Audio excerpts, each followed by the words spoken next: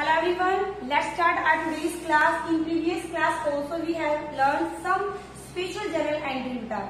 In today's session also we will take some special transactions relating to goods.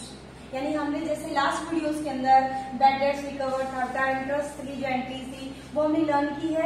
आज के session में भी हम लोग जनरल के टॉपिक को ही कंटिन्यू करेंगे with special transaction relating to goods. यानी गुड्स से रिलेटेड जो भी हमारे क्या है ट्रांजेक्शंस है हम आज की वीडियो में डिस्कस करेंगे. फर्स्ट ट्रांजेक्शन, अब देखिए गुड्स मैं आपको पहले भी बता चुका what is the meaning of goods. Okay, before we starting the transaction first of all हम क्या करते हैं, गुड्स होते क्या है बिजनेस के अंदर, हम गुड्स को किस चीज के लिए यूज करते हैं. गुड्स का मतलब है एनीथिंग इन विच बिजनेस आपका बेटा doing regular activities of in business, वो हमारे गुड्स हैं. काफी सारे एग्जांपल हैं. मान लो अगर आप कार में डीलिंग करते हैं, सेल और परचेज करते हो तो कार आपके लिए गुड्स है. अगर आप फर्नीचर सेलर हो जो फर्नीचर को सेल और परचेज करते हो तो फर्नीचर गुड्स है. अगर आप एक क्लॉथ मर्चेंट हो बेटा तो क्लॉथ आपके लिए गुड्स है. अगर मैंने आपसे कहा कि मार्कर अगर सेल और परचेज करते हो तो मार्कर मेरे लिए गुड्स है. जिसमें आप बिजनेस में डील करते हो यानी जो ट्रेडिंग है आपका मेन एक्टिविटी जिस भी आपकी किसी anything which can doing main regular activity are for goods. अब गुड्स की एंट्री क्या करनी है आपको, यानी बिजनेस में व्हेन यू परचेज गुड्स तो आपको एंट्री पता है परचेज टू कैश.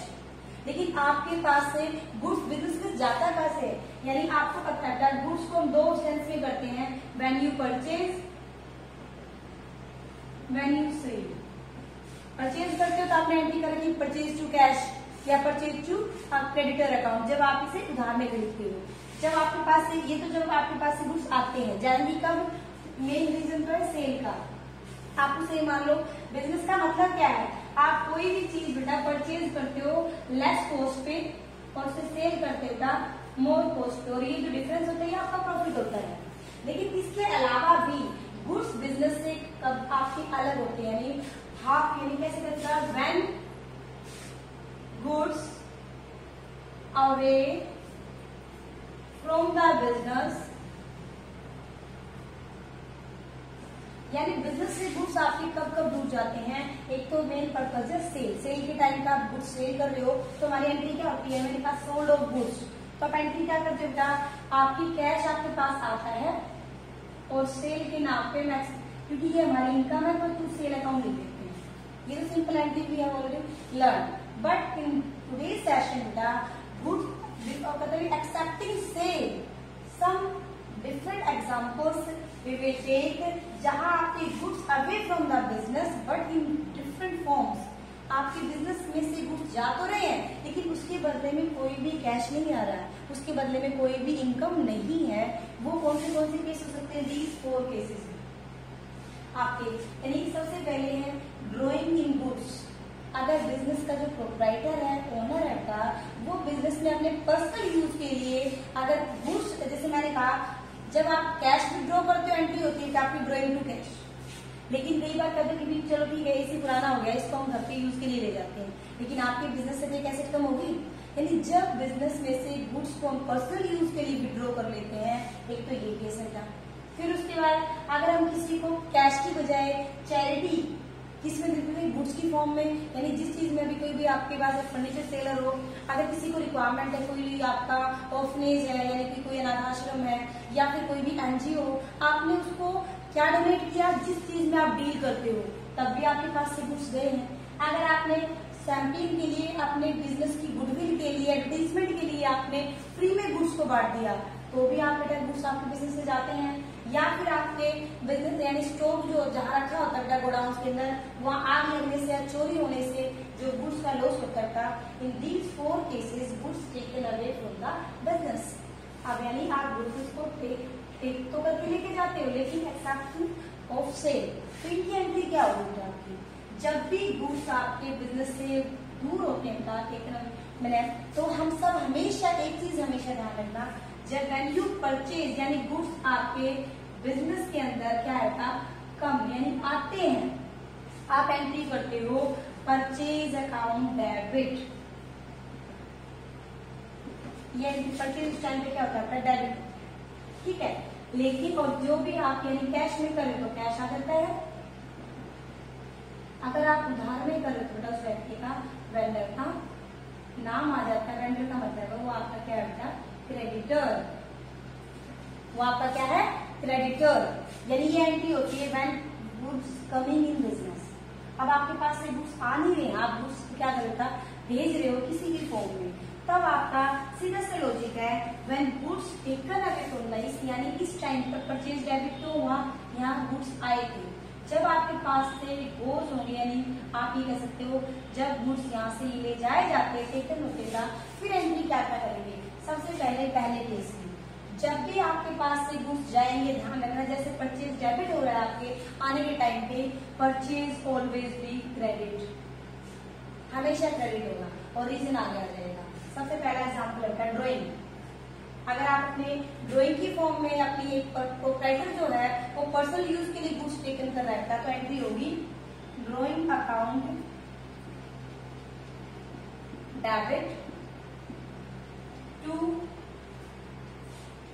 आपका जाएगा परचेज अकाउंट। क्या एंट्री होगी, मैंने कहा परचेज हमेशा क्रेडिट होगी। कब क्रेडिट होगी आपकी ध्यान रखना बेटा, ये परचेज को मैंने क्रेडिट क्यों किया है हम आपको, क्योंकि यहाँ आपके जो ये परचेज किसके लिए यूज किया है, हमने यहाँ पे परचेज किया था खर्चे के लिए, दिस इज योर एक्सपेंसेस, इसलिए हमेशा परचेज को मैंने कहा डेबिट होगी। लेकिन सिर्फ these 4 cases purchase will be credited, purchasing सिर्फ 4 केस में क्रेडिट होगी। क्यों होगी, यहाँ पर आप किसी कैश के बदले में सामान को नहीं बेचते, कैश के बदले में सामान जाता तो कैश टू सेल होता, यहाँ हम उसके बदले में पैसा नहीं ले रहे, सिर्फ फ्री में गुड्स को देते हैं, तो उस टाइम पर हमारी हमेशा परचेज क्या होगी बेटा, क्रेडिट होगी। This is the first and main reason of the special जो transaction related to the goods. Second entry बेटा आपकी किसकी, goods given as a charity. अब भी गुड्स जा रहे हैं, यानी परचेज तो अब भी क्रेडिट होगा, लेकिन यहाँ ड्राइंग की बजाय क्या आ जाएगा था, charity account, charity account debit to purchase account. Is it clear, यानी यहाँ पर सिर्फ परचेज तो सेम है, ये देखिए यहाँ पर ये जो एंट्री है ये फिर से सेम है, सिर्फ चेंज क्या हुआ था इस ट्रांजेक्शन के अंदर। Next entry goods distribution as a free sample. अब फ्री में सैंपल कब डिस्ट्रीब्यूट करते बेटा, अपनी एडवर्टीजमेंट के लिए, तो यहाँ पर रीजन क्या लिखोगे, एडवर्टाइजमेंट अकाउंट या फिर एडवर्टाइजमेंट एक्सपेंसेस भी लिख सकते हो, debit to purchase account. Same इसमें फिर से देखिए परचेज आपका सेम है, कोई चेंज नहीं है। इस तीसरे रीजन में मैंने क्या रीजन दे दिया बेटा, एडवर्टीजमेंट। लास्ट एंट्री जिसकी हम कहते हैं लॉस बाय गुड्स, यानी गुड्स का लॉस हो गया किस केस में, in case of theft, in case of fire. तो आपकी फोर्थ एंट्री क्या होगी बेटा, loss by fire account debit, loss by theft account credit to purchase. ये एंट्री, इसमें भी आपकी बेटा ये एंट्री सेम है, सिर्फ रीजन ये चेंज में बेटा ये आपकी लॉस बाय फायर, ये लॉस बाय थेफ्ट, यानी आपकी चारों ट्रांजेक्शन में एक चीज कॉमन है, परचेज सब में मैंने क्या की है, क्रेडिट। मैंने कहा जब भी गुड्स आपके किसी भी केस में बिना किसी मनी की ट्रांजेक्शन की अगर आपके पास से बिजनेस से गुड्स जाएंगे तो परचेज ऑलवेज भी क्रेडिट। परचेज को मैंने चारों में क्या किया, क्रेडिट किया है, only reason will be debited, drawing की फॉर्म में जाते हैं, चैरिटी की फॉर्म में जाते हैं, एडवर्टाइजमेंट की फॉर्म में जाते हैं, या कोई चीज का लॉस होता है। ये चारों मेन ट्रांजेक्शन डेटा गुड्स की।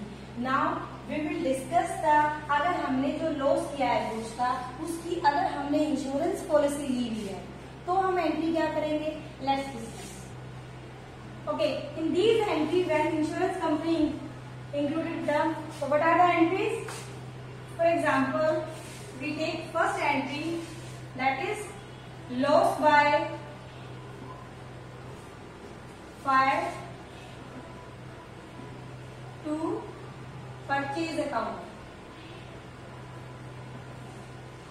ये ट्रांजेक्शन हमने कब किया था, जब आपका लॉस ऑफ गुड्स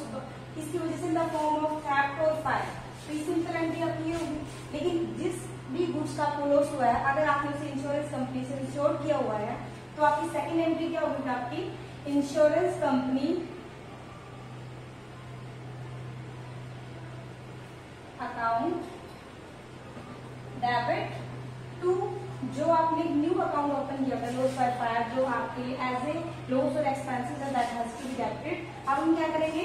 इसको हम क्रेडिट यानी loss by fire account, complete entry क्या होगी? Insurance company account debit to loss by fire, यानी जो आपने इस कंपनी को डेबिट क्यों किया, ये हमारे एसेट्स है, हमने प्रीमियम फिल किया हुआ है, तो जब भी हमें इस टाइप का उस गुड्स का लॉस जिसको हमने इंश्योर्ड किया है तो वहां से हम क्लेम कर सकते हैं। ये हमारी एंट्री है ड्यू की। When you got the claim, entry क्या होगी? आपकी कैश और bank account debit, for example हम इसमें अमाउंट अगर लेके चलते हैं, मुझे 10,000 का लॉस हो गया था, मैंने इसको इंश्योर्ड किया हुआ था, दिस एग्जाम्पल मैंने इसको एज ए लॉस माना हुआ है। लेकिन अगर मुझे क्लेम मिल जाता है तो क्या होगा? Cash and bank account debit to, कहां से मिला है? हुआ the giver insurance company account, यानी सिंपल आपकी एंट्री सिंगल है, लेकिन अगर जो भी आपकी गुड्स की जो एंट्रीज आपने जो आज की है उसकी में अगर कोई भी इंश्योरेंस कंपनी से रिलेटेड अगर एंट्री साथ में करेंगे तो उस टाइम 3 एंट्रीज होगी। फर्स्ट एंट्री होगी आपकी goods taken away from the business, second entry होगी ड्यू एंट्री की इंश्योरेंस कंपनी की, थर्ड एंट्री जब आपको क्लेम अगर मिल जाता है तो उसकी, यानी ये 3 एंट्री आप रेमिटेंसी करेंगे जब आपकी सिंपल गुड्स के साथ में इंश्योरेंस कंपनी की एंट्री करेंगे। यानी फर्स्ट किस चीज की, दोबारा रिपीट करते हैं क्या? फर्स्ट एंट्री आपको लॉस यानी अपने बिजनेस के अंदर जो लॉस आपको शो करना है उसकी, सेकंड इंश्योरेंस कंपनी की, थर्ड आपकी क्लेम की। ये तीनों एंट्री करेंगे जब आपका जो गुड्स है उसको आपने इंश्योरेंस कंपनी से क्या किया हुआ है? क्लेम किया, यानी इंश्योरेंस कंपनी से आपने इंश्योर किया है और उससे पे आपने क्लेम किया है, और आपको क्लेम मिल भी जाता है। अब इसमें एग्जाम्पल और ले सकते हैं, हो सकता है क्लेम आपका इक्वल ना हो जितने का आपको लॉस हुआ है। मैंने इस एग्जाम्पल में 10,000 का लॉस लिया है, may be you got claim only 8,000 rupees. फिर इस एंट्री के अगेंस्ट में हमारी दूसरी एंट्री क्या होगी? आपकी कैश हमें कितना मिला? 8,000। इंश्योरेंस कंपनी ने हमें कैश कितना दिया था? 8,000। ये जो 2,000 रुपीज है ये कहाँ दिखाएगा? Profit and loss account debit, यानी प्रॉफिट एंड लॉस अकाउंट को डेबिट कितने से करेंगे? 2,000, जो एक्चुअली कंपनी का लॉस है, क्योंकि 8,000 तो हमें कंपनी से मिल गया, तो हमें अब जो लॉस है, जो प्रॉफिट एंड लॉस अकाउंट में जो आपको शो करना पड़ता है, what is the amount? 2,000 rupees. ये आपकी टोटल हमारी जो परचेज है कितने से हो जाएगी? 10,000 से।